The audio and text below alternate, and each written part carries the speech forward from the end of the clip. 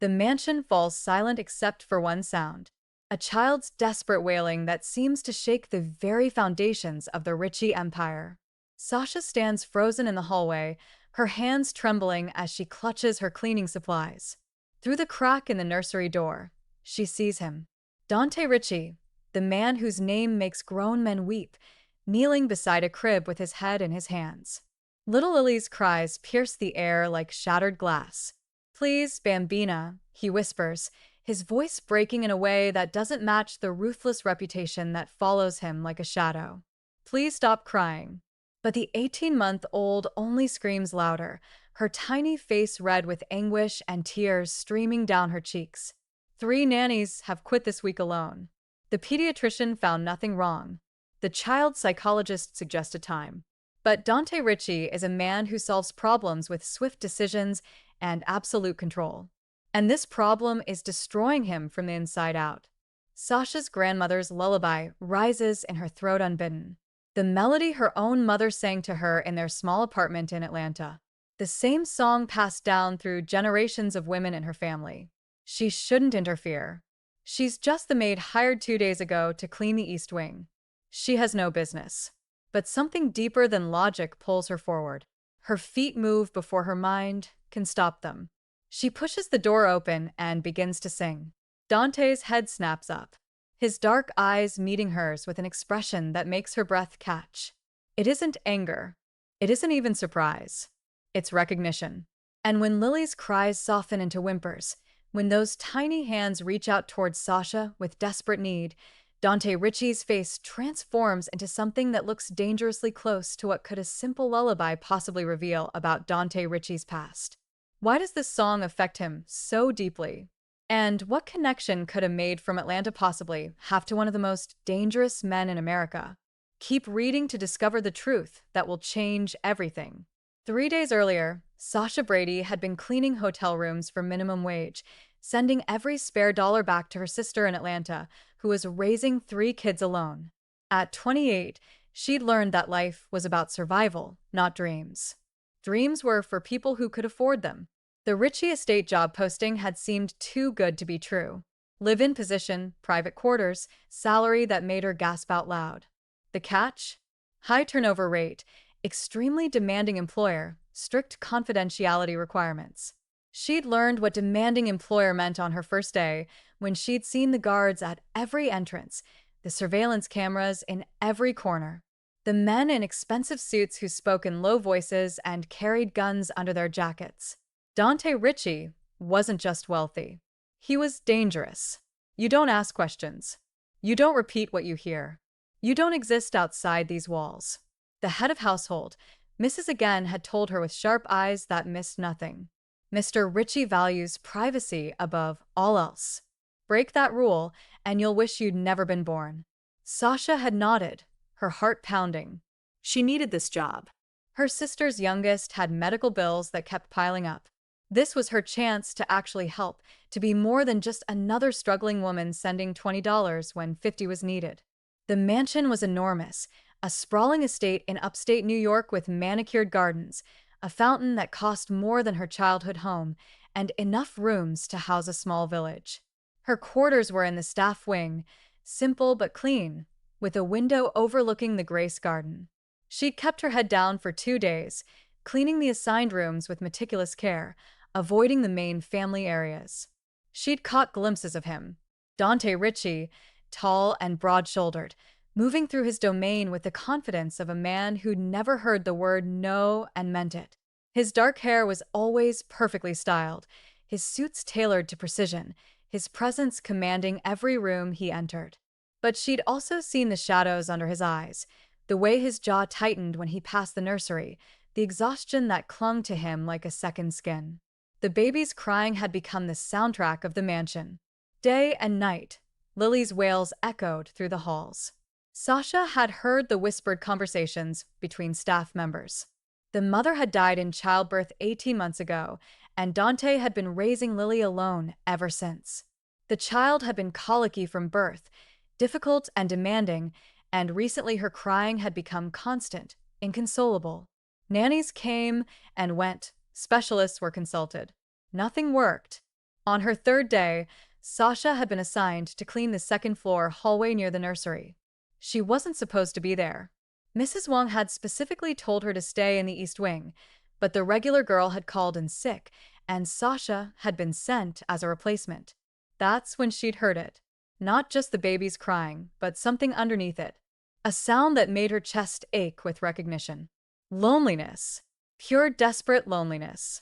The nursery door was slightly ajar. Sasha knew she should walk away, mind her own business, do her job, and nothing more. But her feet carried her forward, drawn by something she couldn't name. Through the gap, she saw Dante sitting in a rocking chair, holding Lily against his chest. The baby's face was blotchy and red, her tiny body rigid with distress. And Dante, this man who commanded an empire built on fear and respect, looked utterly defeated. "I don't know what you need," he whispered to his daughter in Italian, his voice raw. "Tell me what you need, Bambina." "Please." Lily only cried harder. Something in Sasha's chest cracked open. She thought of her own mother, singing to her in the darkness when money was tight and the world felt too heavy. She thought of the lullaby that had been passed down through her family. The one her grandmother said came from her grandmother's grandmother, brought across the ocean in the hearts of women who'd survived the unsurvivable. If you're enjoying this story and want to see what happens next, please subscribe to our channel and let us know in the comments where you're watching from. Your support means everything to us as we continue bringing these stories to life. Before she could stop herself, she was humming. Dante's head snapped up, his dark eyes locking onto hers with an intensity that should have made her run.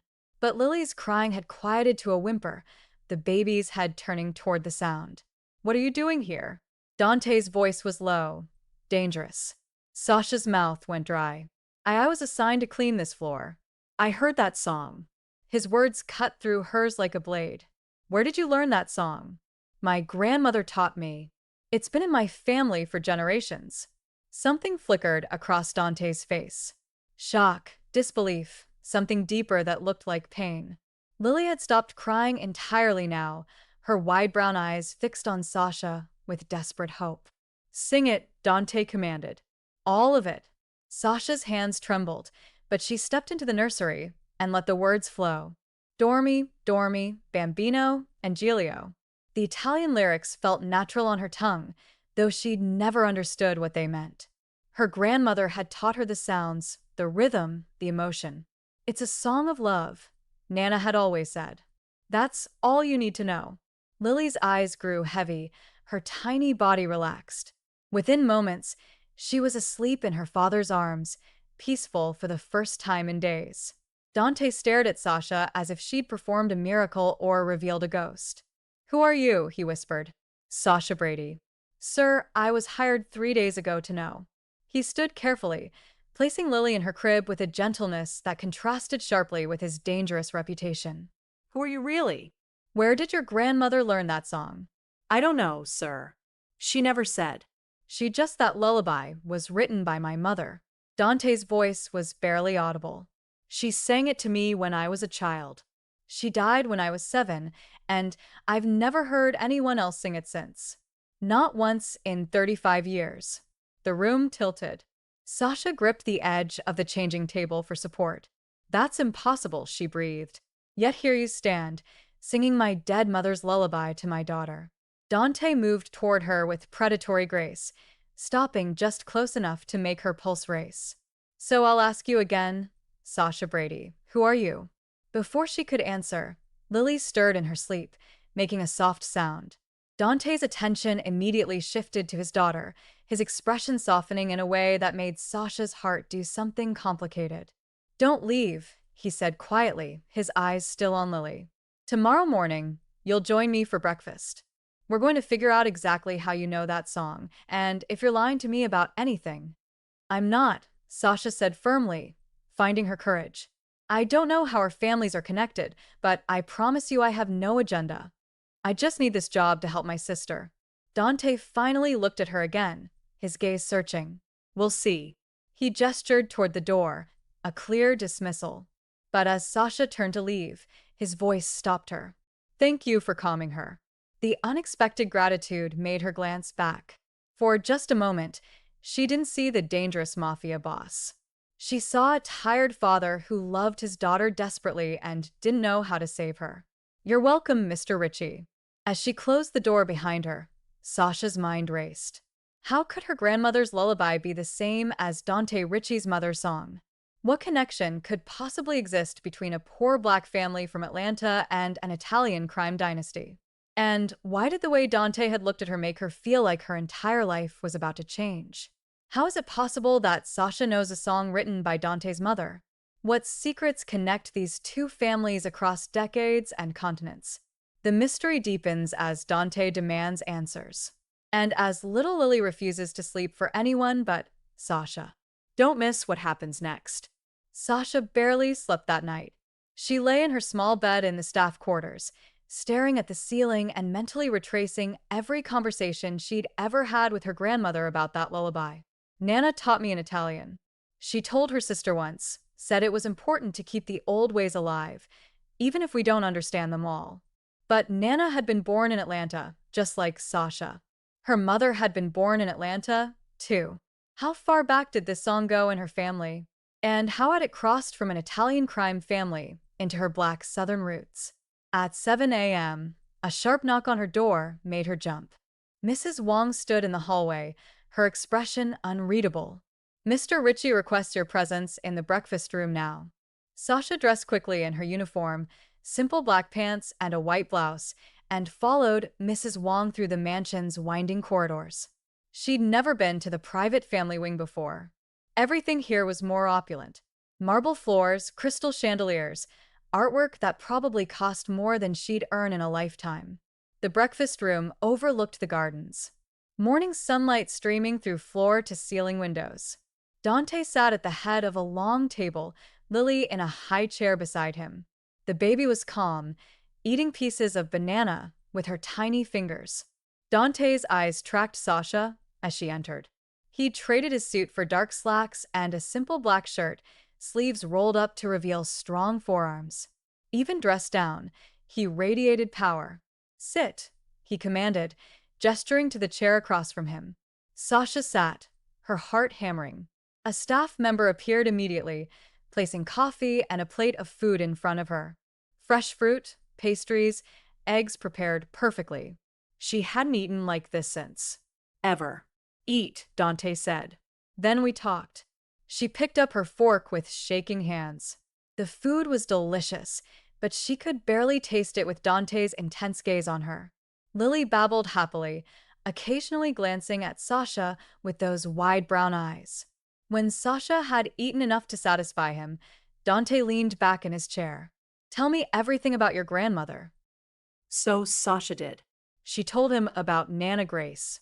Grace Brady, born in 1945 in Atlanta, raised by her mother, Josephine, who'd been a seamstress.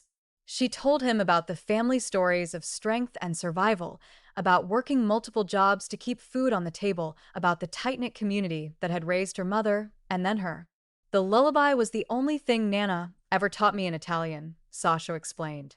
She said it was special, that it came from a woman who'd shown her mother great kindness when she needed it most. But she never explained more than that. "I always assumed it was just a folk song she'd learned somewhere." Dante was quiet for a long moment, his fingers drumming on the table. "My mother's name was Gloria Ritchie, born Gloria Russo in Sicily. She came to America when she married my father in 1985. She wrote that lullaby when I was born. I remember her singing it every night. After she died, my father forbade anyone from singing it, said it was too painful." His jaw tightened. "I forgot the words. I've been trying to remember them since Lily was born, thinking maybe if I could sing what my mother sang to me, my daughter would finally be at peace. But the melody was all I had left." Sasha's throat tightened with emotion. "I'm sorry for your loss. My mother died in 1992, Dante continued, his voice carefully controlled. "You said your grandmother was born in 1945. That would make her around 47 when my mother died. How would they have known each other?" "I don't know," Sasha admitted. "Nana died 2 years ago. She never mentioned knowing anyone named Gloria." Dante pulled out his phone and scrolled through it, then turned the screen toward Sasha. This is my mother. The photograph showed a beautiful woman with dark hair and kind eyes standing in front of what looked like a restaurant. She was smiling, her hand resting on her pregnant belly. Sasha stared at the image, trying to find any spark of recognition, but she'd never seen this woman before in her life. I'm sorry, Mr. Ritchie. I don't recognize her. He withdrew the phone, frustration flickering across his features. Then how? Lily suddenly reached out towards Sasha, making urgent sounds. Dante glanced at his daughter, then back at Sasha. She wants you to hold her. I shouldn't. Please. The words sounded almost painful coming from him. She hasn't been this calm in months. Just hold her for a moment. Sasha stood and carefully lifted Lily from the high chair. The little girl immediately snuggled against her chest, making contented sounds. Sasha's heart melted. Hey, sweet girl, she whispered, swaying gently. You're okay now. Dante watched them with an expression she couldn't decipher. Something between relief and anguish. She's looking for her mother, he said quietly. The doctors say she's too young to remember her, but I think some part of her knows that someone is missing. I'm so sorry, Sasha said softly. I can't imagine how hard this has been for both of you. Her mother, Olivia, died minutes after Lily was born. Complications. By the time I got to the hospital, he stopped, his composure cracking for just a second before he forced it back into place. I've been trying to be enough for her, to be both parents, but I don't know how to sue her when she's in pain. I don't know the soft things, the gentle things. I only know how to be hard. Sasha saw the truth, then. Beneath the dangerous reputation and the ruthless exterior was a man who loved his daughter desperately and felt like he was failing her every single day. You're not failing her, Sasha said firmly. She knows you love her. I can see it in the way she looks at you. Dante's eyes met hers, and something passed between them, a moment of understanding, of shared vulnerability. Sing to her, he said. Please, let me record it so I can learn the words again. So Sasha sang the lullaby while holding Lily, and Dante recorded every word with his phone. When she finished, the baby was drowsy and content, her tiny hand clutching Sasha's shirt. I need you to stay, Dante said abruptly. Not as a maid. As Lily's nanny, name your price, Sasha's breath caught. Mr. Ritchie, I'm not qualified. You're the only person who can calm her. That makes you the most qualified person in the world. He stood moving closer, his presence overwhelming in the best and worst ways. I'll triple what I'm paying you now. You'll have full access to the family wing, your own suite. Anything you need, just stay. Help me understand this connection between our families and help me take care of my daughter. Sasha looked down at Lily, who had fallen asleep in her arms. She thought about her sister, about the medical bills, about the opportunity to actually make a difference in someone's life. I'll stay, she whispered, but I need to know. The door burst open. A man in a dark suit entered, his face grave. Boss, we have a problem. Matteo just called. The Marchetti family knows about the shipment. Dante's entire demeanor changed in an instant. The vulnerable father disappeared, replaced by the cold, calculated leader of a criminal empire. Take Lily, he said to Sasha, his voice now hard. Go to your new quarters. Mrs. Wong will show you. Don't leave the family wing today. Don't ask questions, and don't be afraid. Should I be? Sasha asked before she could stop herself. Dante looked at her, and for just a moment, she saw genuine concern in his eyes. Not of me, he said. Never of me.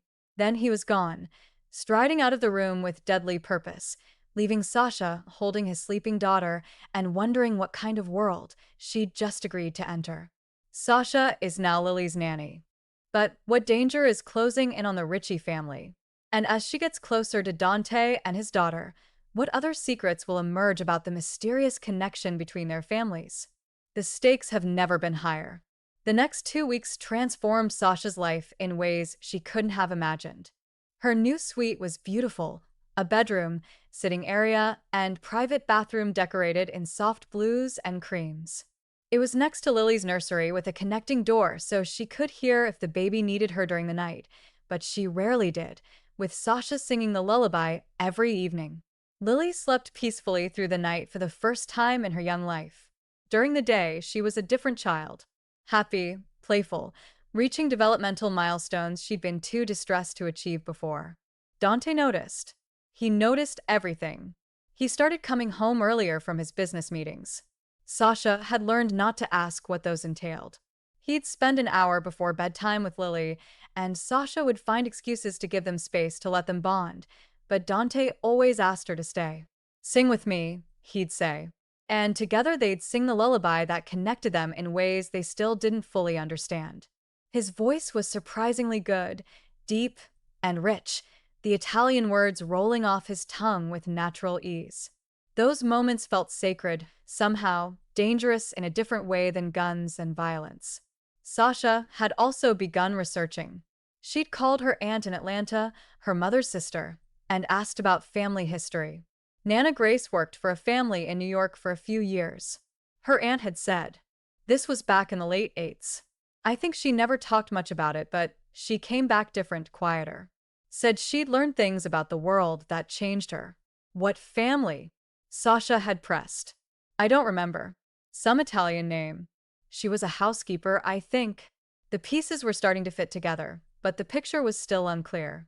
On a Tuesday evening, after putting Lily to bed, Sasha found Dante in his study. She'd learned this was his private sanctuary, all dark wood and leather, bookshelves filled with everything from classic literature to business journals. He looked up from his laptop as she entered, and something in his expression softened. She asleep out like a light. Sasha hesitated. Can I talk to you about something? Always. He closed the laptop and gestured to the chair across from his desk. What's on your mind? I talked to my aunt. She said, my grandmother worked for an Italian family in New York in the late 80s, a few years before your mother died. Dante went very still. What was the address? She doesn't remember, but Mr. Ritchie. Dante? She'd started using his first name at his insistence, though it still felt presumptuous. I think my grandmother worked for your family. I think she knew your mother. If that's true, Dante ran a hand through his hair, a rare gesture of uncertainty. Why wouldn't my father have told me? Why keep it a secret? Maybe he didn't know she taught the song to her family. Maybe. Or maybe he did know and wanted it buried with my mother. Dante's voice turned cold.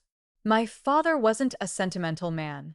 When my mother died, he removed every trace of her from this house within a week. Her clothes, her jewelry, her photographs. I was 7 years old, and I came home from school to find her gone, as if she'd never existed. The pain in his voice made Sasha's chest ache. She stood and moved around the desk without thinking, placing her hand on his shoulder. I'm sorry. That must have been devastating. Dante looked up at her, and the vulnerability in his eyes stole her breath. You look like her sometime, he said quietly. Not physically, but the way you move, the gentleness, the way you sing to Lily, like every note matters. That's how my mother was, like love was something you gave with your whole heart, or not at all. Sasha's hand trembled on his shoulder. She should step back, maintain professional distance, but something kept her rooted in place. Your mother sounds like she was an incredible woman. She was. Dante's hand came up to cover hers.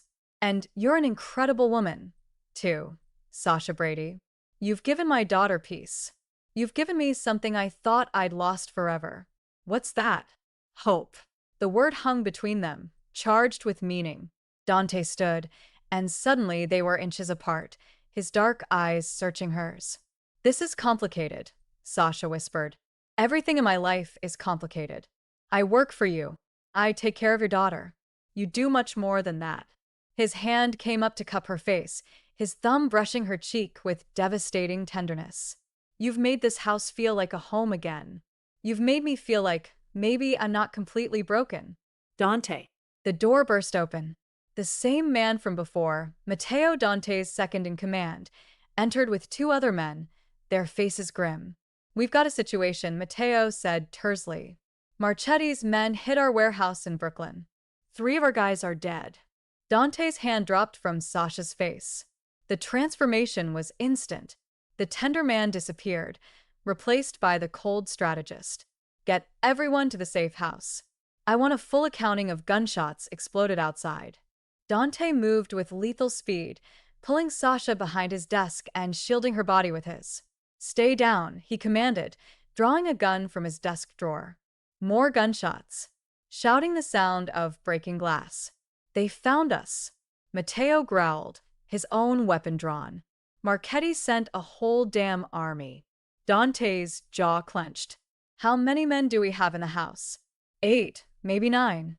Not enough." Dante looked at Sasha, and she saw fear in his eyes. Not for himself, but for her. For Lily. The panic room. "Now I need to get Lily." "I'll get her." Dante pulled Sasha to her feet. "Matteo, take Sasha to the panic room. Don't let anything happen to her." "Dante, no." He kissed her then, hard and desperate. A kiss that tasted like goodbye and promises he might not be able to keep. "Trust me," he said against her lips. "I will protect you both, but I need to know you're safe so I can do what needs to be done." Matteo grabbed Sasha's arm. "We have to go now." She let Matteo pull her into the hallway, but she looked back at Dante. "Come back to us," she called out. "Always," he promised.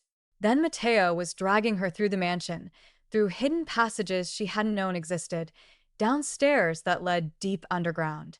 Behind them, the sounds of warfare echoed, gunfire, shouting, screaming. The panic room was built like a vault, all reinforced steel and security systems. Matteo pushed her inside. "Stay here. Don't open this door for anyone except Dante or me." "What about Lily?" "Dante will get her. He'd die before he let anything happen to his daughter." The door sealed shut, leaving Sasha alone in the soundproofed room. She couldn't hear the fighting anymore. Couldn't hear anything except her own ragged breathing. She thought about Dante's kiss, about the fear in his eyes, about Lily sleeping peacefully upstairs with no idea that violence had come to her home.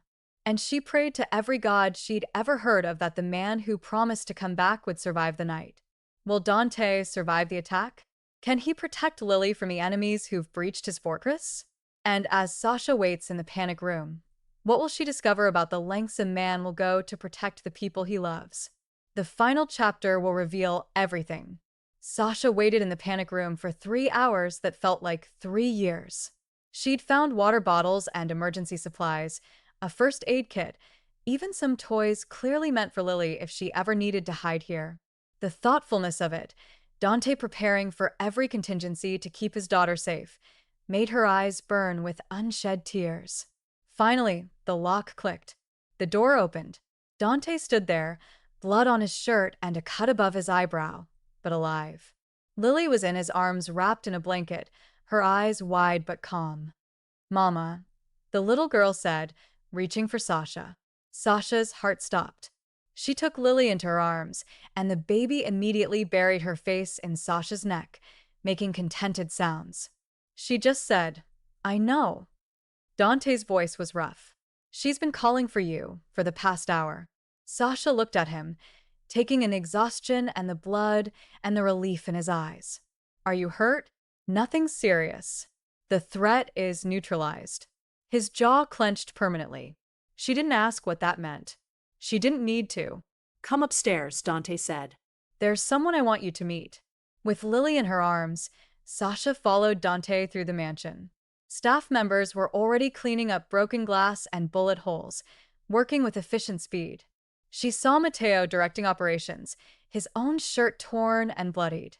They went to Dante's private wing to a room she'd never entered.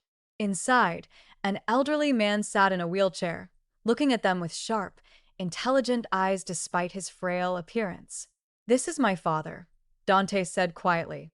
"Antonio Ricci." The old man studied Sasha with unnerving intensity. Then his gaze shifted to Lily, who was still clinging to Sasha. "You sing to her," Antonio said, his voice accented and gyrally. "The lullaby." "Yes, sir." "Gloria's lullaby." The old man's eyes grew distant. "My wife's song." Dante moved to stand beside Sasha, his presence protective. "Papa," Sasha's grandmother worked for us in the late 80s. Her name was Grace Brady. "Do you remember her?" Antonio was quiet for a long moment. Then slowly he nodded. "Grace," he said softly. "Yes." "I remember Grace." Sasha's heart hammered. "You knew my grandmother." She worked here for 3 years, 1987 to 1990. She was Gloria's housekeeper, but more than that, she became Gloria's friend. Antonio's hands trembled on the wheelchair armrests. When Gloria got sick, the cancer, Grace took care of her, helped her through the worst days. Sasha felt tears prick her eyes. I never knew. Gloria loved that lullaby more than anything. She made Grace promise to remember it, to keep it alive.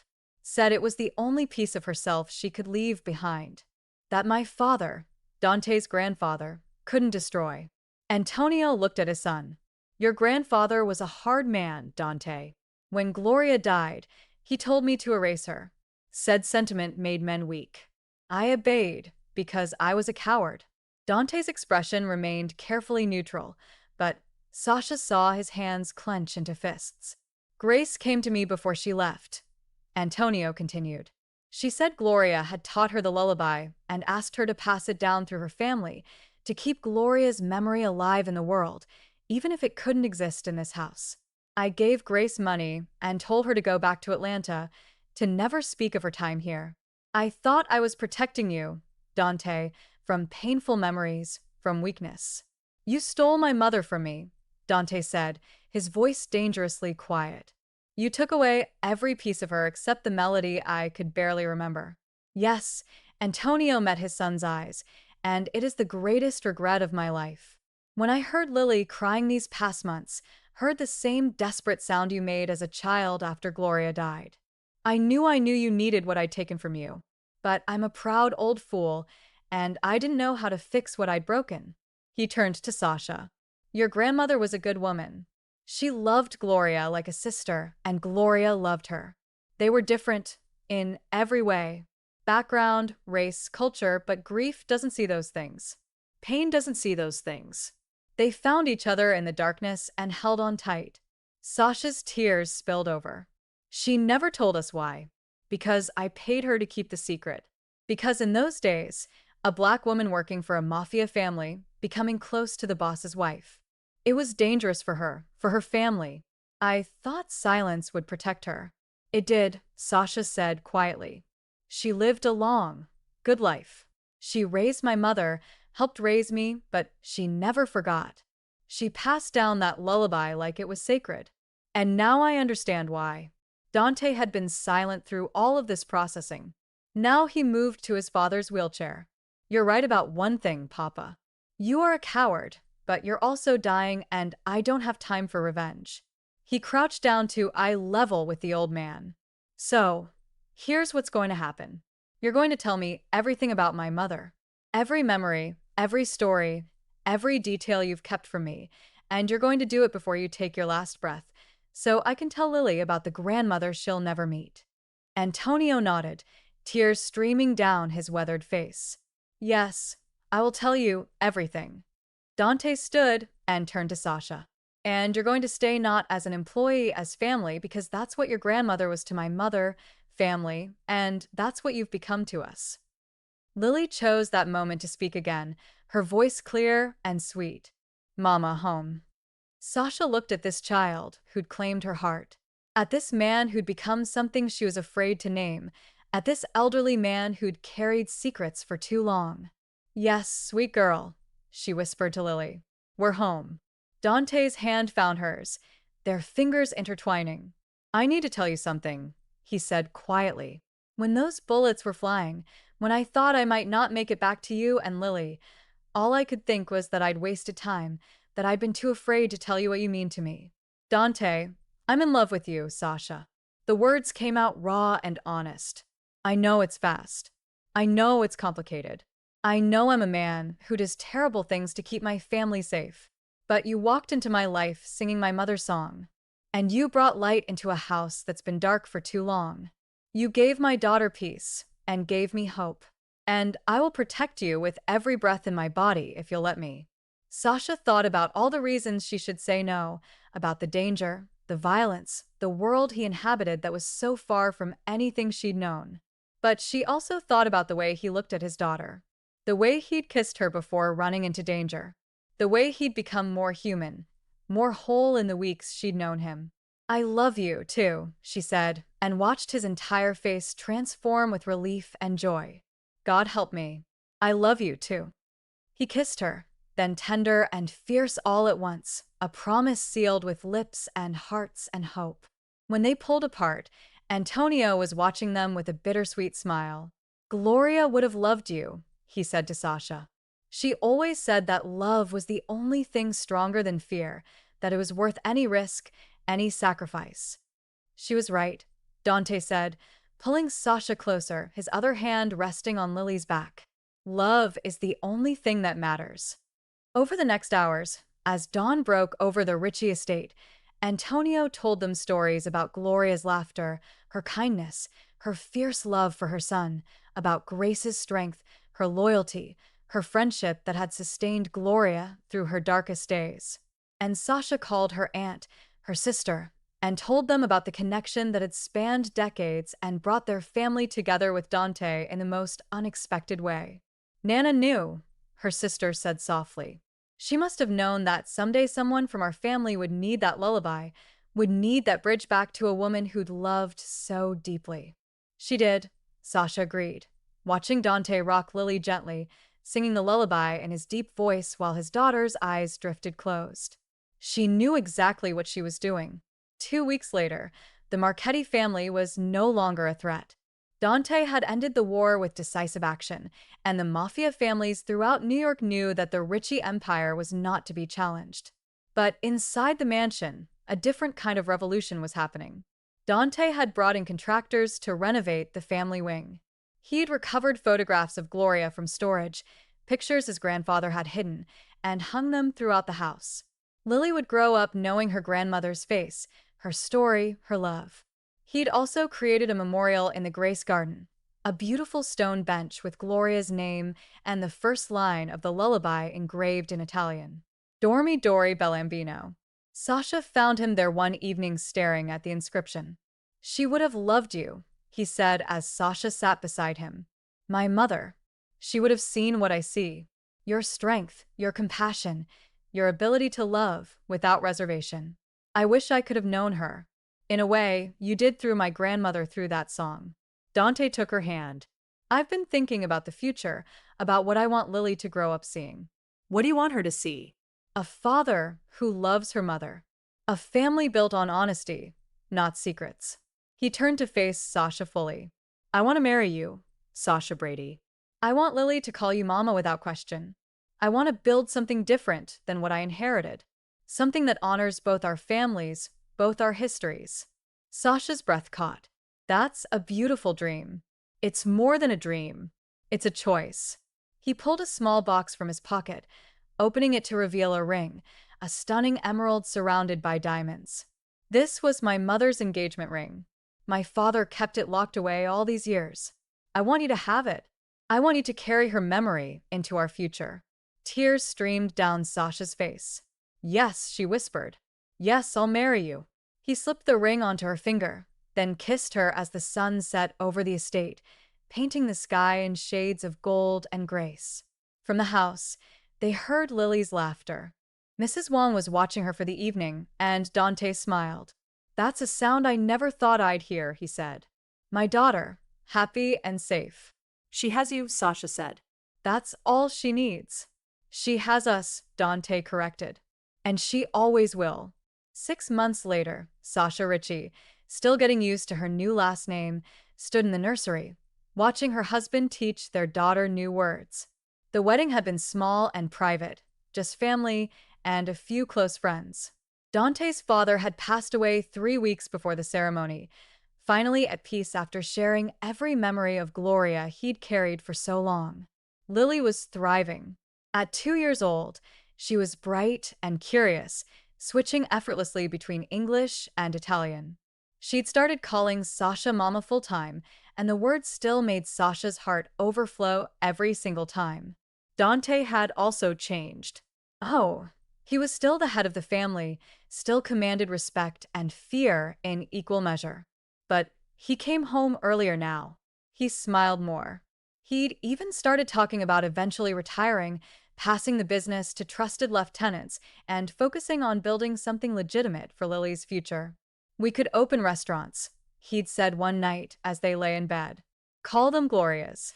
Honor my mother by creating something beautiful instead of destructive. It was a dream that seemed more real with every passing day. Sasha's sister had visited twice, bringing her kids to meet their new family. The children had been initially intimidated by the mansion and the security, but Lily had won them over with her infectious giggles and generous sharing of toys. You did good, her sister had whispered during the last visit. Nana would be so proud. Now, as Sasha watched Dante lift Lily into the air, making her squeal with delight, she thought about the invisible thread that had connected their families across decades. About Grace and Gloria, two women from different worlds who'd found friendship in grief. About a lullaby that had survived death and silence and time itself. What are you thinking about? Dante asked, catching her watching them. How lucky we are. How sometimes the most unexpected paths lead us exactly where we need to be. He crossed the room and kissed her softly. I found you because my daughter needed you. I fell in love with you because I needed you. And now I can't imagine a single day without you. Good, Sasha said, wrapping her arms around him. Because you're stuck with me. Lily tugged on both their legs, demanding attention. They both crouched down, and she threw her little arms around their necks, pulling them into a family hug. Love, Mama.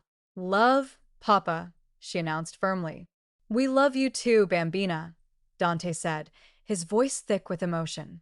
That night, after Lily was asleep, Sasha sang the lullaby one more time. But this time, Dante's father's final gift was present. A recording he'd found of Gloria, singing it to baby Dante. All those years ago, they played it softly and Sasha sang along, her voice blending with the ghost of a woman she'd never met, but whose legacy had changed her entire life. Dormi, dormi, belli nostrian angelio sonoro amore. Sleep, beautiful baby, stars shine in the sky. My angel, my treasure, golden dreams, beautiful love. As the last notes faded, Dante pulled Sasha close. Thank you, he whispered, for bringing her back to me, for giving my daughter the mother she deserved, for loving us. Thank you, Sasha whispered back. For letting me in. For trusting me with your heart. Outside, the stars shone over the Ritchie estate. Inside, a family slept peacefully, bound together by a song, by love, by the choices that had led them through darkness into light. And somewhere in the realm beyond, two women who'd forged an unlikely friendship smiled, knowing that their legacy of love had survived everything time could throw at it. Thank you all for following the story.